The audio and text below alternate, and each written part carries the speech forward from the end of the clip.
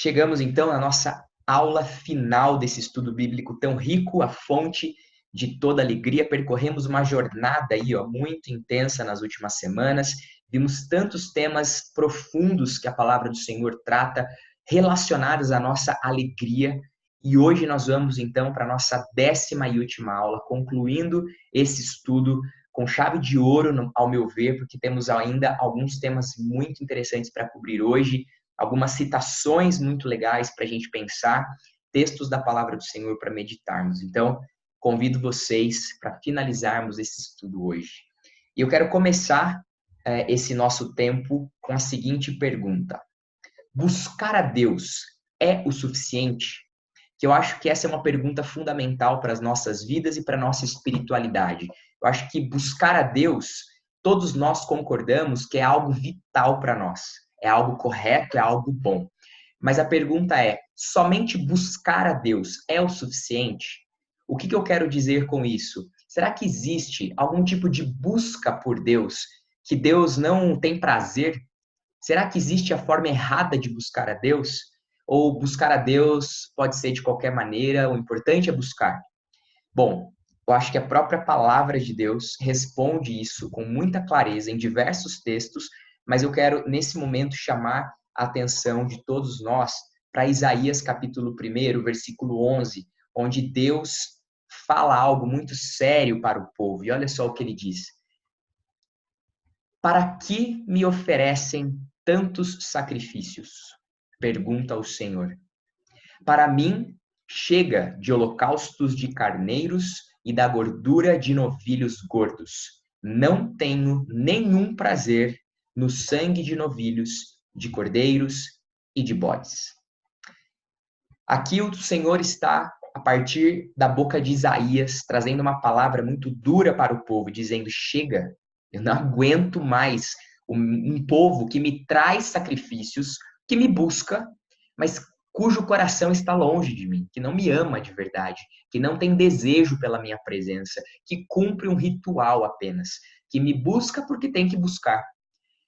Então, aqui nós vemos um Deus que não está satisfeito com a forma com que o povo o está buscando. Olha que interessante, o povo está trazendo sacrifícios, algo que ele mesmo colocou na lei para que fosse feito, mas ele diz aqui: eu não tenho nenhum prazer. O sacrifício não é o que me traz alegria e prazer, não é o rito, não é o cumprimento dessa obrigação, mas é o coração daquele que traz. Se o coração daquele que traz está longe de mim, não me serve de nada o holocausto, não me serve de nada esse sacrifício, porque o nosso Deus é um Deus relacional e que ama estar perto daqueles que o amam, que ama ter relacionamento de intimidade conosco. Então, a partir desse princípio, né, e esse texto de Isaías é apenas um de tantos ao longo das Escrituras que falam a mesma coisa, nós vemos o John Piper falando o seguinte: é possível buscar a Deus sem glorificá-lo. Se queremos que a nossa busca honre a Deus, temos de buscá-lo pela alegria da comunhão com Ele. Para Piper, à luz de tudo que a gente viu aqui nas últimas aulas, nós podemos concluir que a busca que de fato glorifica a Deus e que honra a Deus é aquela busca que vem junto com a alegria. É uma busca de um coração que ama a Deus, que tem prazer, que se deleita na presença do Senhor. Deus não está interessado em uma busca que não tenha alegria envolvida, em uma busca por obrigação, em uma busca ritualística apenas.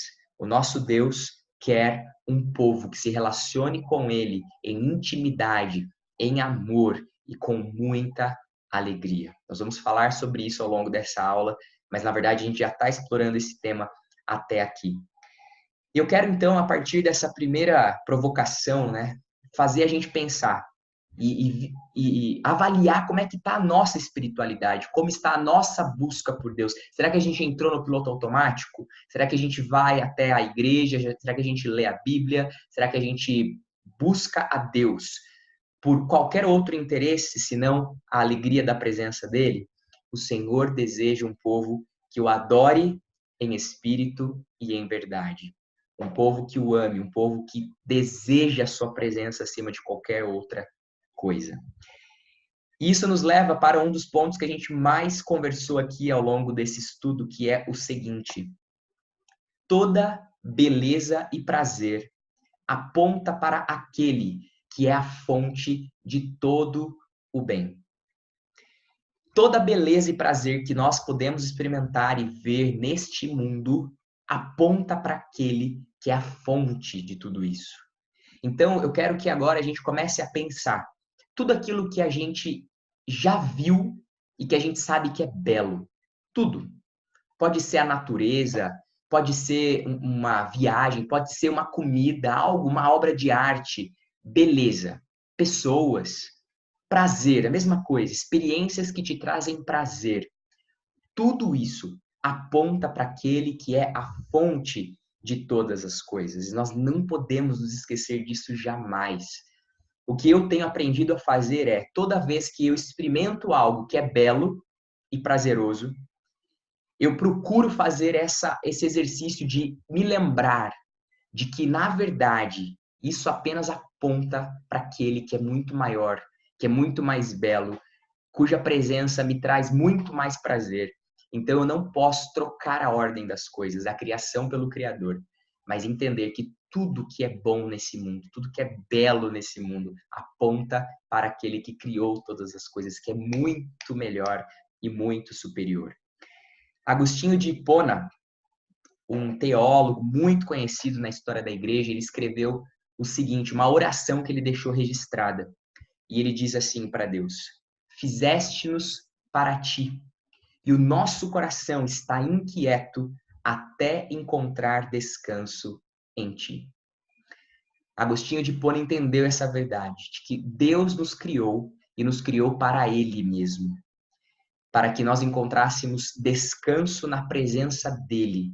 Nós não vamos ter descanso, nós vamos viver inquietos até que a gente encontre esse descanso na presença de Deus.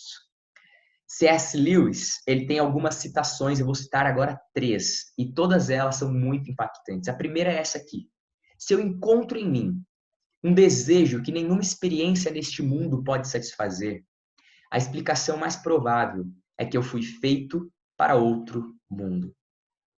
Ao longo da nossa vida, nós experimentamos sim experiências de satisfação. Nós vemos coisas belas, nós experimentamos coisas que nos trazem prazer, mas todas elas ainda deixam uma insatisfação ali. Nenhuma delas é plena, nenhuma delas nos traz alegria plena, prazer eterno, nada disso é pleno nessa vida.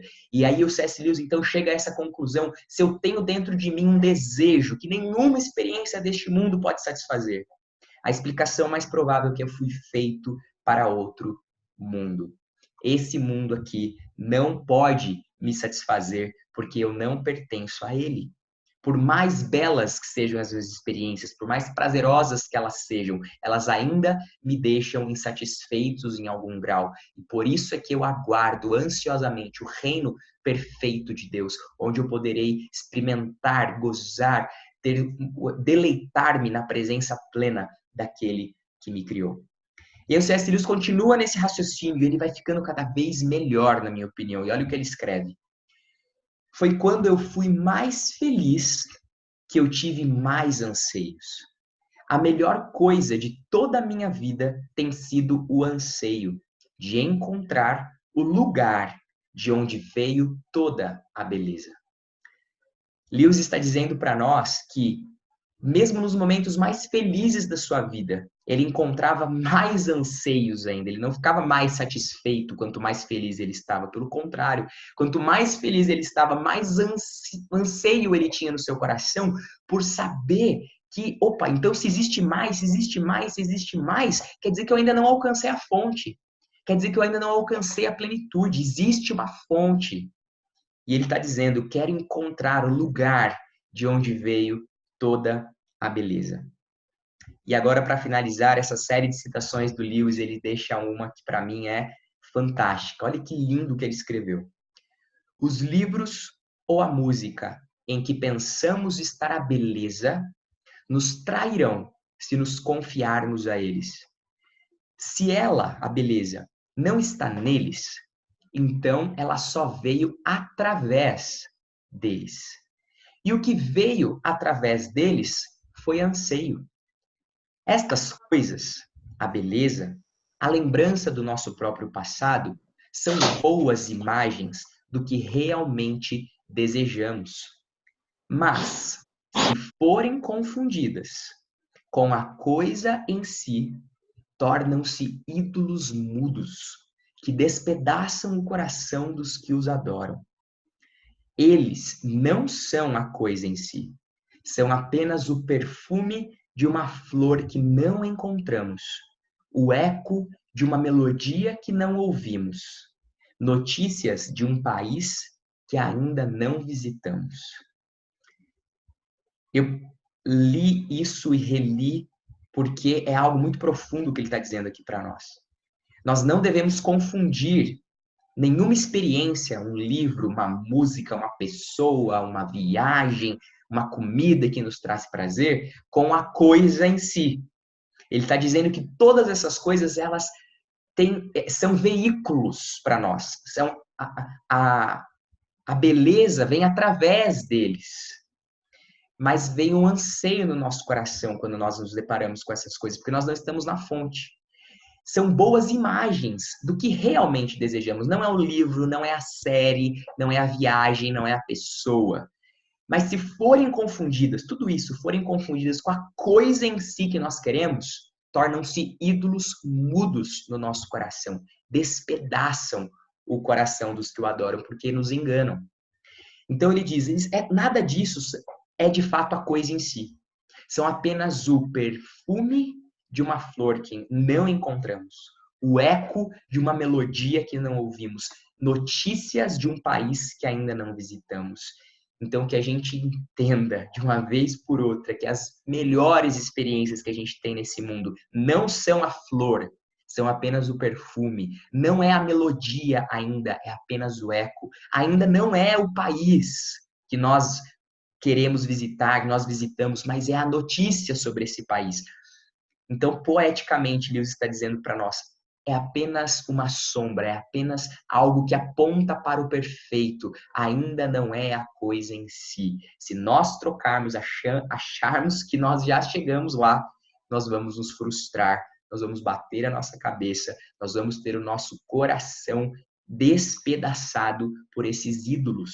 Não transformemos ninguém, nenhuma pessoa, nenhuma coisa, nenhuma experiência nesse mundo em um ídolo no nosso coração, mas que a gente celebre as experiências maravilhosas da nossa vida, a nossa família, boas comidas, viagens, pessoas, mas que a gente entenda o lugar delas. E o lugar delas é apontar para aquele que é a fonte de toda a beleza, de todo prazer, que graciosamente nos permite experimentar um pouquinho da presença dele a partir de tudo isso, mas que a gente entenda que a fonte não é nada disso. Partindo então, nós vamos ver que um dia essa beleza estonteante nos visitou. Esse que é a fonte, esse que é a coisa em si, sim, nos visitou. E esse é o texto que aponta para isso, João 1,14. Aquele que é a palavra tornou-se carne e viveu entre nós. Vimos a sua glória, glória como do unigênito vindo do Pai, cheio de graça e de verdade. Jesus Cristo é a fonte. Ele se tornou carne, ele viveu entre nós, a beleza plena pisou esse planeta e nós pudemos ver a sua glória, a sua beleza, a sua majestade, como aquele que é o unigênito vindo do Pai, cheio de graça e cheio de verdade. Deus quer se revelar para nós. A prova maior disso é que ele mesmo veio. Ele se tornou um de nós para que os nossos olhos pudessem ver, para que as nossas mãos pudessem tocar nele. E João mesmo, na sua primeira carta, vai dizer isso. O que os nossos olhos viram, o que os nossos ouvidos ouviram, que as nossas mãos tocaram, isso nós anunciamos. Porque esse é o Deus que nos criou, um Deus que quer se deixar ser encontrado e experimentado por nós. Deus não quer ser apenas crido, Deus quer ser experimentado. Ele quer que nós vejamos e sintamos, Experimentemos que nele é que nós temos a fonte de toda alegria e de toda satisfação. Um outro ponto importantíssimo que a gente viu até aqui nos nossos estudos foi que Deus nos criou para a alegria. A finalidade é que nós sejamos alegres. Deus nos criou para isso. Tem gente que duvida disso. Mas Deus nos criou para a alegria e Ele nos ordena a persegui-la. Deus diz na sua palavra com todas as letras que nós devemos perseguir a alegria. 2 textos que falam exatamente isso, um no Antigo e outro no Novo Testamento. Salmo 37:4. Deleite-se no Senhor e Ele atenderá aos desejos do seu coração. E Filipenses 4:4. Alegrem-se sempre no Senhor. Novamente direi, alegrem-se. 2 textos falando sobre deleitar-se, sobre alegrar-se, mas ambos apontando a fonte no Senhor.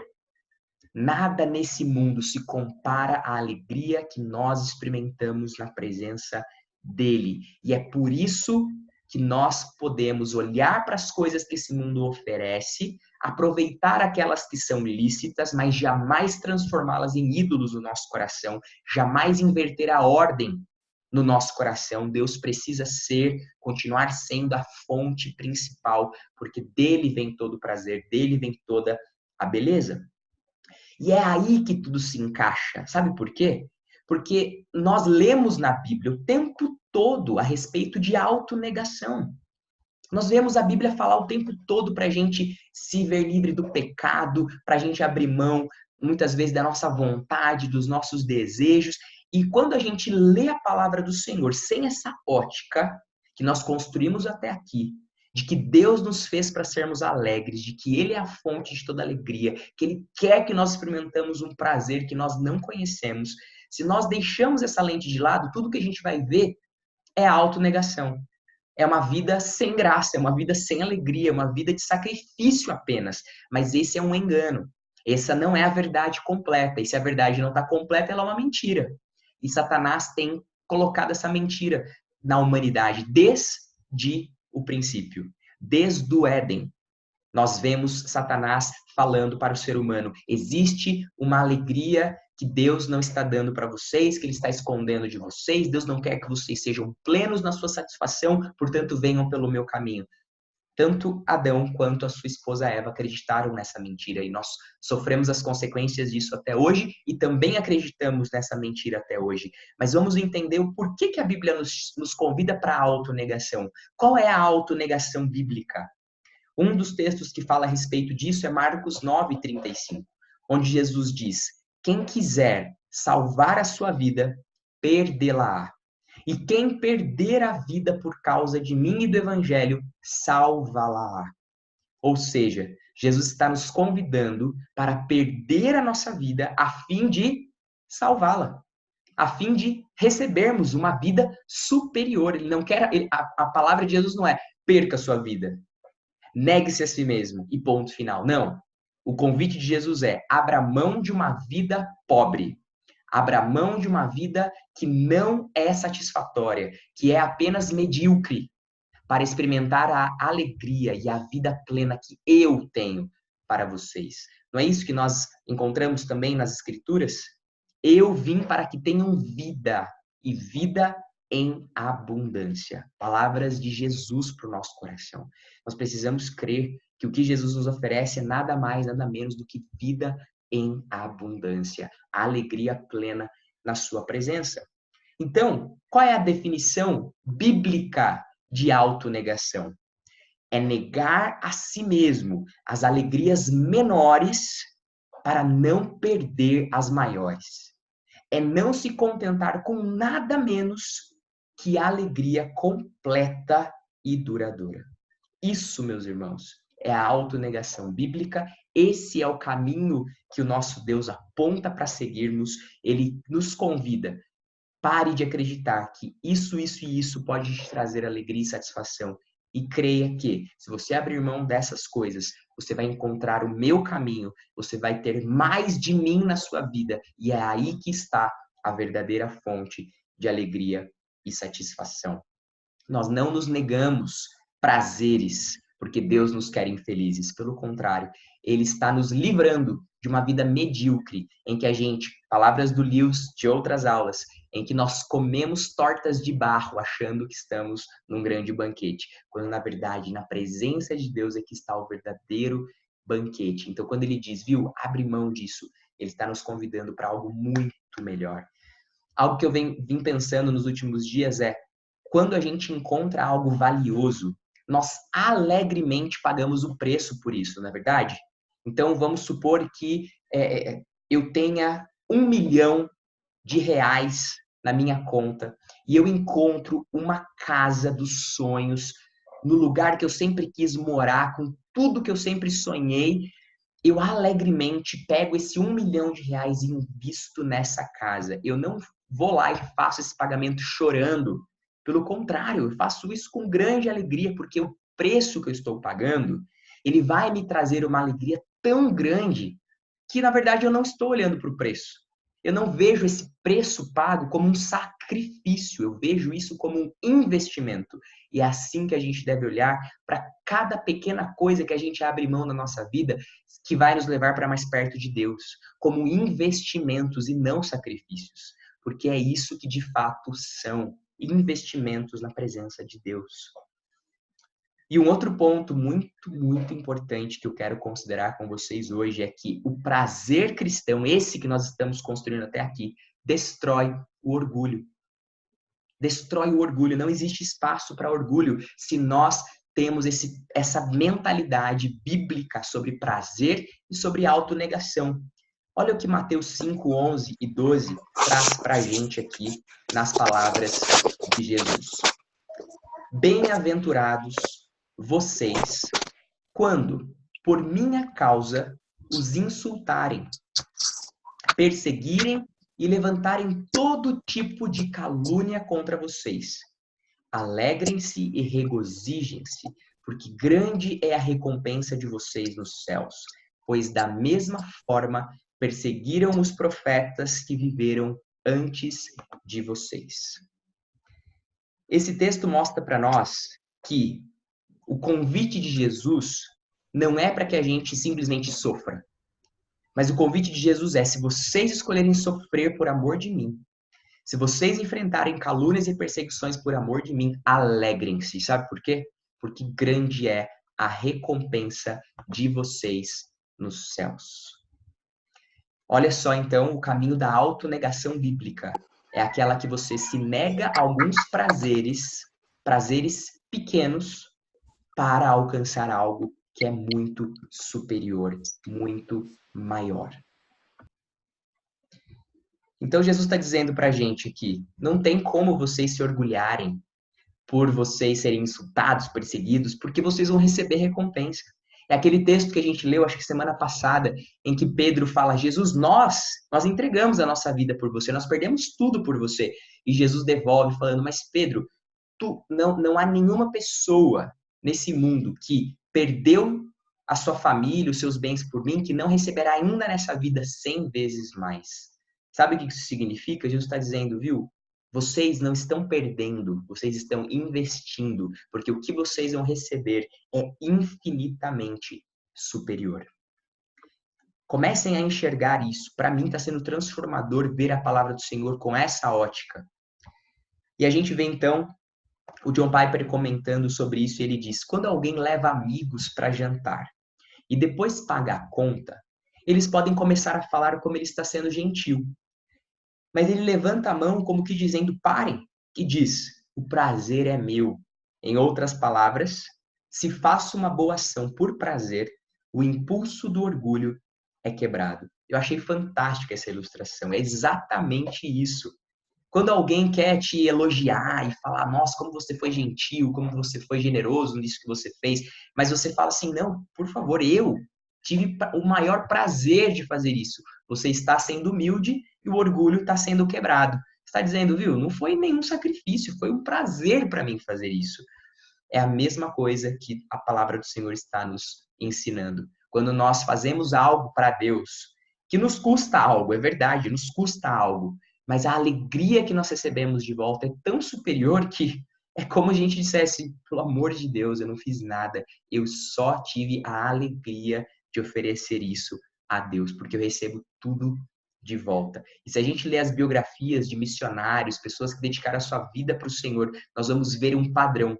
Pessoas que não se orgulham do que fizeram, mas que dizem, para mim foi um prazer e um privilégio. Eu abri mão, sim, de muita coisa, mas o que eu recebi de volta foi muito maior.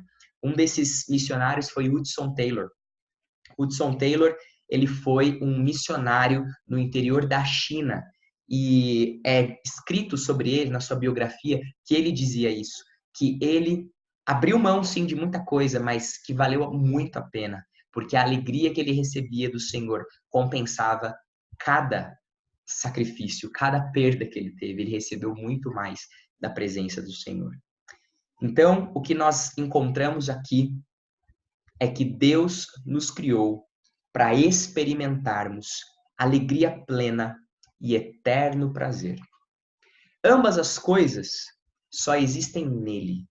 Por isso, fomos criados para conhecê-lo em intimidade por toda a eternidade. Isso resume tudo o que a gente viu até aqui. Deus nos criou para experimentarmos alegria plena e eterno prazer.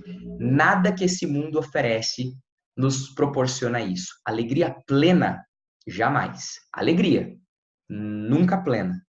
Eterno prazer, também não. Prazer. Muitas coisas nos dão prazer. Eterno prazer, jamais. Porque tudo que esse mundo nos oferece, qualquer experiência aqui, tem começo e fim. Elas não duram para sempre. Porque ambas as coisas, a alegria plena e o eterno prazer, só existem em Deus. Só nele. Por isso é que nós fomos criados para conhecê-lo. Se Deus nos criou para experimentarmos alegria plena e eterno prazer, e essas duas coisas só existem nele, então no final das contas, Deus nos criou para conhecê-lo. Isso está revelado na palavra do Senhor para nós. Conhecê-lo em intimidade por toda eternidade. Desfrutar na presença de Deus essa alegria e esse prazer. E isso está num dos salmos que nós já estudamos aqui no nosso estudo bíblico, que é o Salmo 16, o verso 11. Tu me farás conhecer a vereda da vida, a alegria plena da tua presença, eterno prazer à tua direita. Tu, Deus, me farás conhecer. Existe alegria plena na tua presença e eterno prazer à tua direita. Só na presença de Deus é que nós encontramos isso. Que nós não mais acreditemos nas mentiras de Satanás. Nós não mais troquemos os prazeres deste mundo por Deus. Jamais a gente inverta a ordem. Coloque coisas no lugar do Senhor.